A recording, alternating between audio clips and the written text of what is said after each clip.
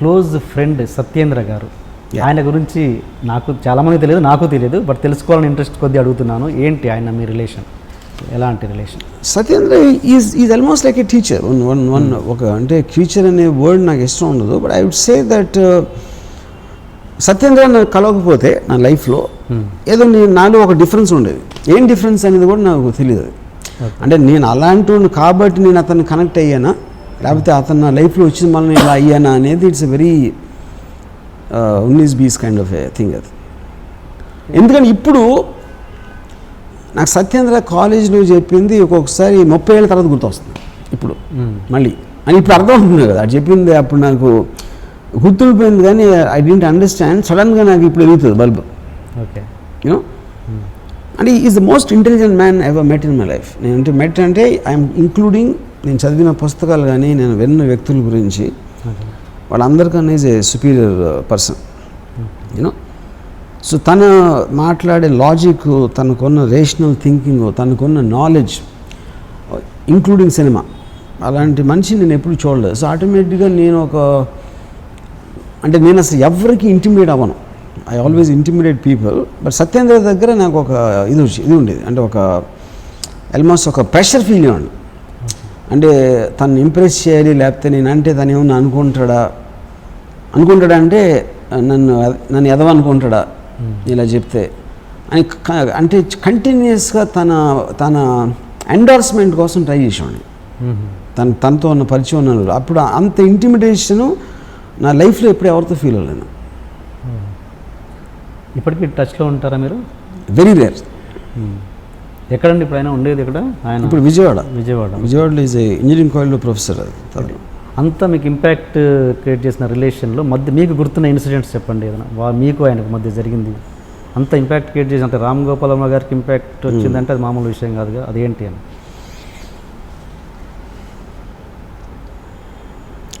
ఒకరోజు నేను విజయవాడలో ఊర్వశి థియేటర్ పాపియాన్ సినిమా ఇవ్వడం వెళ్ళాం ఎదరం. Satyendra already popular. ఇది కాలేజ్లో ఈ వాజ్ చాలా ఎక్స్ట్రాడినరీ ఇంటెలిజెంట్ అనేది లెక్చరర్స్లో కానీ స్టాఫ్లో కానీ ఉండేది, ఆ రెప్యుటేషన్ ఉండేది. దాని క్లాస్లో కూడా ఎలా చేస్తాడంటే టూత్పేస్ట్ జైలు పెట్టిన వచ్చాడు. అంటే టూత్పేస్ట్ కదా, టూత్ బ్రష్.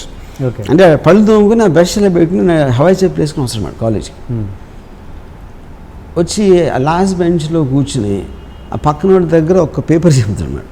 పేపర్ చింపి అదే నోట్బుక్ ఆడు పెన్ నోట్ తీసి ఆ లెక్చరర్ చెప్తా ఉంటే మధ్యలో క్వశ్చన్ వేస్తాడు ఆ సబ్జెక్ట్ గురించి వేసాడు. ఆ లెక్చరర్ టెన్షన్ వచ్చేసి అసలు వాళ్ళకి, యూనో. క్లాస్ మధ్యలో ఒకసారి లీగ్స్ వెళ్ళిపోతున్నాడు. ఏంటి ఎక్కడికి వెళ్తున్నావు అంటే నేను చెప్పేది అర్థమైపోయిందని వెళ్ళిపోయాడు. అండ్ ఆయన ఇప్పుడు వీళ్ళందరికీ నువ్వు అర్థం చేసి చెప్పి ఆ టైం నేను వేస్ట్ చేయనని చెప్పి వెళ్ళిపోయాడు. ఇలాంటి ఇన్సిడెంట్లు చాలా జరిగింది సత్యేంద్రతో. ఒకరోజు ఊర్వశి థియేటర్లో పాపియాన్ అని సినిమా ఇవ్వడం వెళ్ళాం. అంటే ఈ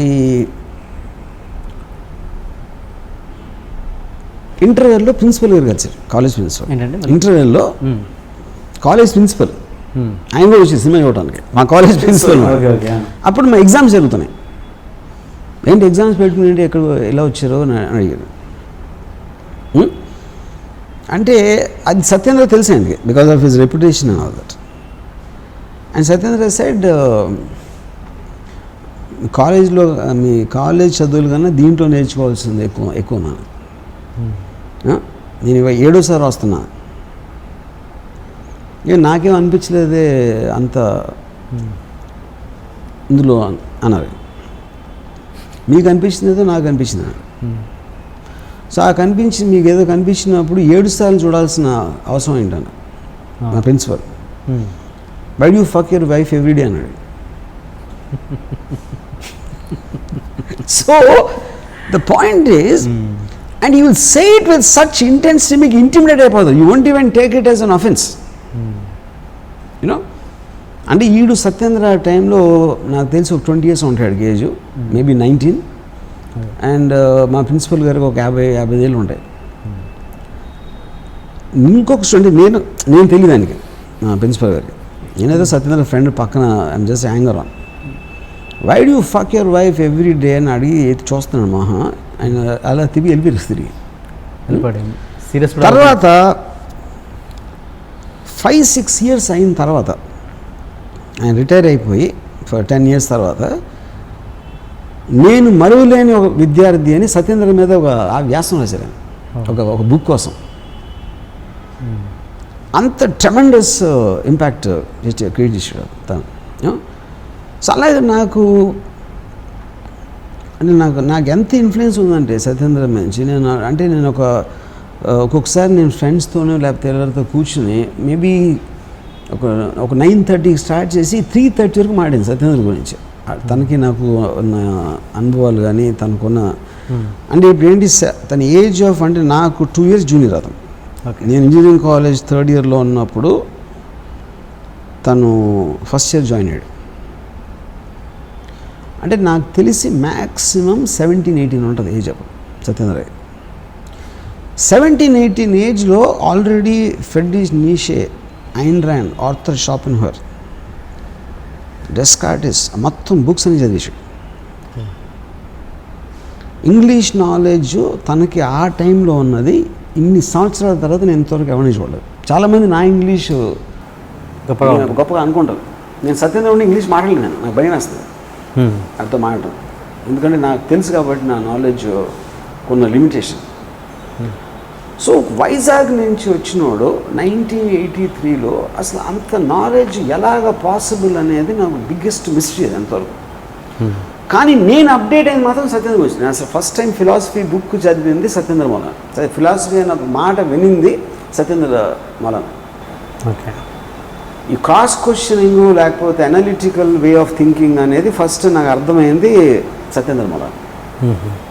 so that impact is tremendously there on. అంత ఇంపాక్ట్ ఇచ్చిన మనిషికి మళ్ళీ మీరు ఎందుకు టచ్లో ఉండరు? సో తన వలన బేసిక్గా he is a guy who doesn't want to become anything in life.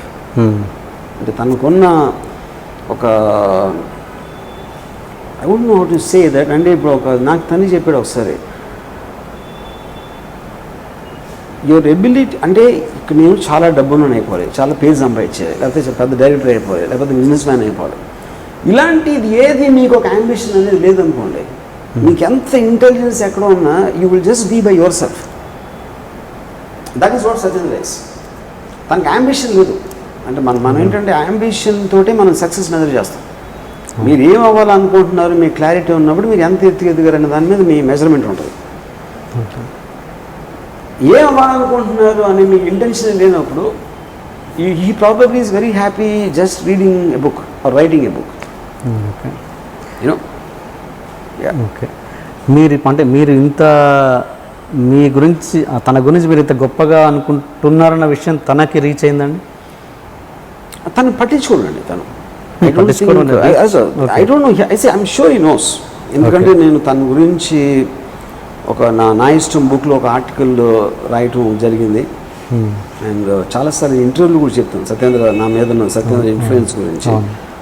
అంటే ఈ నోస్ ఇట్ లైక్ ఇన్ఫర్మేషన్ ఎంత నేను ఫీల్ అవ్వదు. ఎందుకంటే తను అబ్సల్యూట్లీ ఎమోషన్స్కి అసలు ఈజ్ బియాండ్ ఎమోషన్స్. రాముకి నేను చాలా ఇష్టం, నేనంటే చాలా గౌరవం, అట్లాంటి స్టూపిడిటీస్ తనకి యూ వోంట్ రియాక్ట్ దట్. ఒక ఇన్ఫర్మేషన్ లాగా ఎవడో రాము నా క్లాస్మేట్, అప్పుడు మేము ఇద్దరం కలిసి ఉండేవాడు, అది ఫీల్ అవుతున్నాడు ఒక ఇన్ఫర్మేషన్ లాగా ఉంటుంది. కానీ ఇప్పుడు నేను ఆలోచించినంత, నేను మాట్లాడినంత సత్యేంద్ర నా గురించి దాంట్లో 1% కూడా మాట్లాడే అది మాత్రం ఐఎమ్ వెరీ షూర్. ఎందుకంటే I'm a topic of no interest ఆయనకి. అలాగే మీరు ఇప్పుడు మీకు అదే వచ్చిందిగా, మీ ఆ ఇంపాక్ట్ మీ మీద కూడా అదే పడిందిగా. ఇప్పుడు మీరు అన్నట్టు ఎలాగా మీరన్న పర్సన్స్ వాళ్ళు నాకు గుర్తులేరు అన్నారుగా, అలాగే అది ఆబ్వియస్లీ కదా. అదే ఇప్పుడు నాకు నేను తన ఇంపాక్ట్ క్రియేట్ చేయాలి, అందుకని నేను గుర్తున్నాను దాన్ని. అదే బట్ తను చేసాడు కాబట్టి నాకు ఉంటాడు. That simple that. తన గురించి అంటే నాకు తెలియదు, తను ఏంటంటే ఫ్యామిలీ పర్సనా, ఇప్పుడు ఏంటి పెళ్లి చేసుకోలేదు.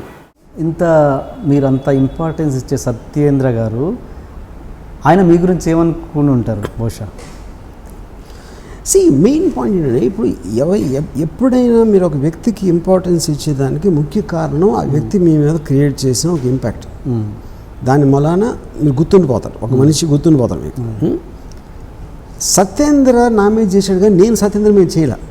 సత్యేంద్ర నా గురించి గొప్పగా చెప్పడానికి నేను చెప్పిన ఒక తెలివైన మాట, లేకపోతే ఒక బుక్కో, లేకపోతే వాడికి ఒక బతికే లైఫ్ స్టైల్ గురించి ఎక్స్ప్లెయిన్ చేయడానికి నేను ఎప్పుడు చేయలేదు, నేను విన్నా. అది ఎలా ఉంటుందంటే ఇప్పుడు అందుకని సత్యేంద్రకి నేను ఇప్పుడేంటి రామ్ గోపాల్ వర్మ అనే మనిషి సత్యేంద్ర కన్నా పబ్లిక్ పర్సెప్షన్లో ఎక్కువ పాపులర్ కాబట్టి సత్యేంద్ర ఎందుకు పట్టించుకోవడం మీకు అనిపిస్తుంది. కానీ సత్యేంద్ర నా పాపులారిటీని పట్టించుకోడు, ఎవరి పాపులారిటీని పట్టించుకోడతాను. సో అప్పుడు ఇందాక ఒక సందర్భంలో నేను చెప్పాను కదా, వినోద్ బాలా నాకు గుర్తులేదు అని చెప్పాను కదా. వినోద్ బాలాకి నాకు ఎంత దూరం ఉంటుందో నాకు సత్యేంద్రకి అంతే ఉంటుంది. Okay okay okay. నేను ఒక డైరెక్టర్గా ఒక పర్టికులర్ ఒక ట్రెండ్ సెట్టింగ్ ఫిలిం అది అయ్యింది. శివ ఫ్లాప్ అయి ఉండొచ్చు కదా, శివ ఫ్లాప్ అయ్యి ఉంటే వినోద్ బాలాకి ఎంత గుర్తుండి ఉంటుంది అనేది అది క్వశ్చనబుల్ థింగ్. అది ఏదో ఒక ఎక్స్పీరియన్స్ లాగా అయిపోయేది. అంత ట్రెండ్ సెట్టింగ్ ఇంపాక్ట్ఫుల్ ఫిల్మ్ అయిపోయింది కాబట్టి దానికి సంబంధించిన మెమరీస్ అనేది వినోద్ బాలాలో ఉన్నాయి. కానీ నాకు నా 25 జర్నీలో సినిమాలు బ్యాడ్ గుడ్ అన్నీ రకరకాల వ్యక్తులు కలవటం, బాంబే వచ్చి ఉండిపోవడం, ఇంతమందిని ఇక్కడ నేను బాల్ ఠాక్రే దగ్గర నుంచి, సుబ్రత రాయ్ దగ్గర నుంచి, అమితాబ్ ఇలాంటి వాళ్ళు అందరితో నేను కూర్చున్న తర్వాత ఎప్పుడో ఎక్కడో జరిగిన ఒక ఎక్స్పీరియన్స్లో కలిసిన మనిషిని నాకు గుర్తున్నాను. ఎందుకంటే నాకు వేరే ఇంపాక్ట్ఫుల్ విషయాలు చాలా ఉన్నాయి తర్వాత. సిమిలర్లీ సత్యేంద్ర కాన్సెప్ట్లో సత్యేంద్రకి నేను Vinod Bala, that's what I think it is. అది ఇదంతా మీకు రిలేటివ్ డిఫరెన్సెస్ ఉంటాయి, రిలేటివ్ డిగ్రీస్ ప్రతి మనిషికి. అంటే దాని ఎత్తు తగ్గు అని అంటలా నేను. It's only I'm measuring it by మనకి డైరెక్ట్గా తన మనలో వచ్చిన ఇంపాక్ట్ ఏంటి, మన మైండ్ మీద, మన జీవిత విధానం మీద, మన ఆలోచించే విధానం మీద ఒక ఇంపాక్ట్ ఉన్నప్పుడే ఆ మనిషి గుర్తుంటాడు మనకి. అంతేగాని ఊరికే ఎమోషనల్గా ఒక జర్నీ చేసాము, ఒక 6 నెలలు కలిసి ఉన్నామా, సంవత్సరం కలిసి ఉన్నామా అనే దాంట్లో ఇంపాక్ట్ అనేది రాదు. Okay okay. ఇప్పుడు ఇందాక చెప్పిన సత్యేంద్ర గురించి నేను మీకు 2 రోజులు చెప్పగలుగుతాను. సత్యేంద్ర నా గురించి 10 నిమిషాలు కూడా చెప్పాడు. అదే ఐఎమ్ వెరీ షూర్. ఎప్పుడైనా కలిసే ప్రయత్నం కూడా మీరు చేయరా? నేను లాస్ట్ సత్యేంద్రని కలిసింది ఒక 10 ఏళ్ళ క్రితం. వైజాగ్ ఏదో పని ఉండి వెళ్ళాను, ఏదో అక్కడ. అంటే యాక్చువల్ అప్పుడు ట్రై చేసింది సత్యేంద్ర ఎక్కడ ఉన్నాడు అంటే, ఇది ఒక చిన్న హోటల్లో ఉంటున్నాడని చెప్పాను. అంటే ఇంట్లోంచి బయటకు వచ్చాడు, ఫాదర్ ఇంట్లోంచి ఆ టైంలో. ఒక చిన్న హోటల్లో అంటే మామూలుగా మేము ఒక ప్రొడక్షన్ బాయ్స్ అట్లాంటి పెడతాం. అలాంటి హోటల్లో ఒక రూమ్లో ఒక 4 feet by 5 feet రూమ్ అది. నేను కింద నుంచి ఫోన్ చేశాను, సత్యేంద్ర నన్ను రామ్ గోపాల్ అని పిలిచాడు సత్యేంద్ర. నేను రామ్ గోపాల్ అన్న రిసెప్షన్ నుంచి ఫోన్ చేసి, ఎప్పుడు వచ్చావు అన్నాడు. అది కాదు పైకి రా అన్నాడు. అంతే. నువ్వా ఎప్పుడు వచ్చావు అంటే మనం అది ఎక్స్పెక్ట్ చేస్తాం కదా, పైకి రా అంతే. పైకి వెళ్ళి తలుపు తీసాడు, లోపలికి వెళ్ళి కూర్చున్నాను. అంతా ఈ సెల్ బయాలజీ ఏవో పుస్తకాలు ఉన్నాయి అక్కడ. అది చేసిందేమో ఇంజనీరింగ్. కూర్చున్నాడు. నేను కూర్చున్న ఒక 30 secondsలోనే నేను తను బోరు కొడుతున్నానని నాకు ఫీలింగ్, అది తను కనిపించిపోతాను. అంటే తనకు అప్పుడున్న మైండ్ స్టేట్లో నేను ఒక ఇరిటెంట్ లాగా వచ్చాను. అంటే తను ఏదో ఒక దాంట్లో ఉన్నాడు. మనకి చాలాసార్లు మనకు ఒక ఇంట్రెస్టింగ్ పని జరుగుతున్నప్పుడు, ఇంట్రెస్టింగ్ థింగ్ ఆలోచిస్తే ఎక్స్పీరియన్స్ అవుతున్నప్పుడు మనకు అంతగా ఇంట్రెస్ట్ లేని ఒక మనిషి కానీ ఒక పరిస్థితి కానీ వచ్చిందంటే మీకు ఒక ఇది వస్తుంది చూడండి, ఒక బోర్డమ్ కానీ, ఎప్పుడు వెళ్తాడా, ఎప్పుడు అయిపోతుందా అనిపిస్తుంది కదా. అది నాకు తను ఫీల్ అవుతుందని నాకు అనిపించింది, అది తెలిసిపోయింది నాకు. అందుకని జస్ట్ ఒక 2 నిమిషాలు కూర్చుని నేను వచ్చాను. మీ నెంబర్ కూడా అడగలేదు? నెంబర్ ఉంది తను అప్పుడప్పుడు. దాని తర్వాత just once in 6 months 8 months ఒక మెసేజ్ చేస్తాడు, ఏదో దాని మీద తను రాసే ఒక బుక్ గురించి. అది నాకే స్పెషల్గా చేస్తాడని కూడా నేను అనుకోను. Maybe shares it with some people. అంటే నాట్ దట్ ఈ డజంట్ హ్యావ్ ఫ్రెండ్స్. నాకు తెలిసి సత్యేంద్ర ఫ్రెండ్స్ అనేది లేరు, రిలేటివ్స్ ఉండరు. అండ్ నాకు చాలాసార్లు అనిపిస్తుంది, అంటే నేను స్టూడెంట్గా ఉన్నప్పుడు నా ఫెలో స్టూడెంట్ కాబట్టి నేను ఒకలా ఉన్నాను. ఇప్పుడు అదే కాలేజ్లో తను ఒక ప్రొఫెసర్, ఇప్పుడు మెకానికల్ డిపార్ట్మెంట్లో. ఇప్పుడు అదే కాలేజ్లో మేము ఇద్దరం అదే కాలేజ్లో ఉన్నాం, సిద్ధార్థలో. ఓకే. తన దగ్గర ఉన్న స్టూడెంట్స్కి తనకి ఎట్లా రిలేషన్ ఉంటుంది అనేది నాకు బిగ్గెస్ట్ సస్పెన్స్ అది. ఎందుకంటే మేము ఇద్దరం ఒకే రూమ్లో ఉండేవాళ్ళం, ఇద్దరం కలిసి సినిమాలకి వెళ్ళేవాళ్ళం, ఇద్దరం కలిసి రాత్రి I mean you spend lot of time. So ఆ కైండ్ ఆఫ్ అసోసియేషన్లో అప్పుడున్న పరిచయానికి ఐ మీన్ తను చెప్పేదానికి ఇప్పుడు ఒక బంచ్ ఆఫ్ స్టూడెంట్స్ క్లాస్ రూమ్లో ఉన్నప్పుడు తను ఏం చెప్తాడు అనేది నాకు ఒక బిగ్గెస్ట్ మిస్టరీ అది. బట్ ఐఎమ్ షూర్ సత్యేంద్ర ఏమాత్రం పరిచయం ఉన్న ఎవరు కూడా తన బ్రిలియన్స్ని గమనించలేకపోవటం అనేది జరగదు. అంటే వాళ్ళు మహా డంబ్ అవ్వాలి, అన్ఇమాజినబుల్లీ డంబ్ అవ్వాలండి. అంటే ఏంటి ఎందుకు మరి అంత చిన్న రూమ్లో ఉండడానికి కారణం ఏంటి? అప్పుడు డబ్బులు ఉండేది కదా కదా, because we couldn't pay rent. ఇప్పుడేదో అంటే అప్పుడు ఇప్పుడు తను ఉంటానికి ఎందుకంటే తను ఇంట్లోంచి బయటకు వచ్చాడు. సో ఈ doesn't take money from his father. తను సంపాదిస్తున్నాడుగా, కాలేజ్ ఏదో అంటున్నారుగా మీరు. అంటే ఇప్పుడు కాదు, ఇప్పుడు కాలేజ్ పని చేస్తున్నాడు. నేను కలిసినప్పుడు ఒక 10-12 years బ్యాక్ అది యాక్చువల్గా. అప్పుడు మీరు ఎప్పుడు మీ పొజిషన్ ఏంటి? అప్పుడు మీరు ఎన్ని సంవత్సరాల కిందట అన్నారు మీరు కలిసింది? నేను 12 సంవత్సరాలు 10-12 సంవత్సరాలు కదా. అప్పుడు తను పని చేస్తున్నాడు Gandhi institute, Gandhi I don't ఎక్కడ పని చేసేవాడు. కానీ తనకున్న ఖర్చు విపరీతంగా పుస్తకాలు కొంటాడు. ఓకే. సో ఆటోమేటిక్గా తను ఎంత సంపాదించినా అది ఎలా ఖర్చు పెడతాడో దాంట్లో మేబీ తను ఉండే ఒక రూమ్ అనేది తను కేర్ చేయకపోవచ్చు, అది ఎలా ఉండాలి అని. సో అలాంటి దాంట్లో ఎక్కువ ఖర్చు పెట్టే బదులు తను ఇష్టం వచ్చిన దాంట్లో ఖర్చు పెట్టి ఇక్కడ ఉంటాడు. That is how he thinks. Okay okay. అప్పుడు అతను తక్కువ స్థాయిలో ఉన్నప్పుడు మీకు ఏమైనా హెల్ప్ చేయాలని ఎప్పుడు అనిపించలేదు? తనకి హెల్ప్ అవసరం, అదే అంటున్నాను నేను, నా పాయింట్ అది. ఇప్పుడు తనకి ఇప్పుడు సపోజ్ ఒక జీతం 50,000 అనుకోండి, తనకి 10 లక్షలు వచ్చినా అదే రూమ్లో ఉంటాడు. ఇట్ ఈస్ నాట్ అబౌట్ తన ఎఫర్ట్ చేయడం, తనకి అంతకన్నా అవసరం లేదని తన ఫీలింగ్. అప్పుడు కూడా ఏంటి ఇలాగా వాళ్ళ ఫాదర్ డబ్బులు పంచినప్పుడు ఆ డబ్బులు ఇలా చేతితో గుంపులో తీసి నాకు ఇచ్చాడు. అంటే అది తీసి లెక్క పెట్టి ఎవరికో ఇవ్వాలి అనేది చిరాకు మాట సత్యేంద్రకి. అంటే he hates money, just the touching of the ఇది. అంటే మీ సిద్ధాంతం ప్రకారము అంత నాలెడ్జ్ ఉండి మీకంటే పీక్ ఇది ఉండి అతను ఆ స్టేజ్ అనుభవించాడు కదా, మరి అది ఎంతవరకు, దాన్ని ఎలా మీరు అనలైజ్ చేస్తారు? దాన్ని ఎలా మీరు నాకు భయం వేస్తుంది యాక్చువల్గా. ఎందుకంటే మీకంటే ఇంటెలిజెంట్ మీరే అంటున్నారు. అదే నాకు భయం వేస్తుంది. ఎందుకంటే నీషే ఏమన్నాడంటే this tree stands lonely here on the hills, it has grown up high above man and beast and if it wanted to speak there is no one tall enough to listen. మీ intelligence మీరు ఎంత పెరిగిపోతే మీరు interact అవ్వడానికి chance ఉండదు. ఇంకా మీరు చాలా తెలివైన వాళ్ళు, కానీ మీ కంపెనీలో గొర్రెలు ఉన్నాయనుకోండి, ఏం చేస్తారు? గొర్రెలకి మీరు చెప్తే ఏంటాయనో, అది ఇనే అర్థం చేసుకునే మైండ్ వాటికి లేదు. సో సత్యేంద్ర మైండ్కి ఉన్న దానికి అంత ఎత్తుకు ఎదిగితే అసలు ఇంటరాక్షన్ అనేది పోతుంది. ఎందుకంటే నేను సత్యేంద్ర ఇంటెలిజెన్స్ నాకు లేదా, తనలాగా నేను ఆలోచించలేను. కాబట్టి తను ఏం అనిపిస్తున్నాడో ఏం ఆలోచిస్తున్నాడో నాకు అర్థం కూడా అవుతుంది. గొర్రెకి నా గురించి అర్థం అన్నట్టే నాకు సత్యేంద్ర గురించి అర్థం అవుతుంది. సో బేసిక్లీ ఆ దాంట్లో ఆల్మోస్ట్ నాకు భయం వేసేస్తుంది. అంటే నేను సత్యేంద్ర లెవెల్ నేను ఎదిగిపోతే కాబట్టి ఇది ఇవాళ నేను ఎంజాయ్ చేస్తాను. I enjoy watching, I mean films అవ్వచ్చు, మ్యూజిక్ అవ్వచ్చు, గర్ల్స్ అవ్వచ్చు, లేకపోతే ఇలాంటి ఆఫీస్ అవ్వచ్చు. They so many things enjoy in my life. మీరు ఆ మెజర్మెంట్లు చూస్తే సత్యేంద్ర ఏం ఎంజాయ్ చేయడు. కానీ తను చేయాలనుకుంటాడా, తనకు అది ఇష్టమా, తనకు వస్తుందా సేమ్ ఎంజాయ్మెంట్ అనేది it is A I mean hypothetical question. ఎందుకంటే అది తన ఫీల్ నుంచి రావాలి. మనకి వాడికి ఆ ఫీలింగ్ ఉందని సపోజ్ చేసుకోవడం అనేది సత్యేంద్ర విషయంలో తప్పవుతుంది. ఆ స్టేటస్ నేను ఎంజాయ్ చేస్తున్నాడు అంతే సింపుల్గా. ఎంజాయ్ తెలియదు నాకు కానీ నేను దాని మీద ఎందుకు కామెంట్ చేయనంటే సత్యేంద్ర మీద కామెంట్ చేసేంత అర్హత నాకు లేదు.